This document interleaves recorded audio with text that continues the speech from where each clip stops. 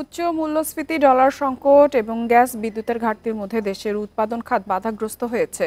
এই অবস্থা থেকে উত্তরণে সরকারকে দ্রুত ও দৃঢ় পদক্ষেপ নেওয়ার তাগিদ দিয়েছে মেট্রোপলিটন চেম্বার।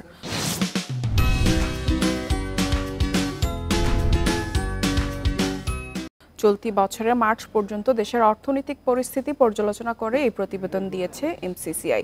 প্রতিবেদনে এমসিসিআই পূর্বাভাস দিয়েছে, গেল মে মাসে মূল্যস্ফীতি দাঁড়াবে 9.8%, আর জুনে তা হবে 9.85%।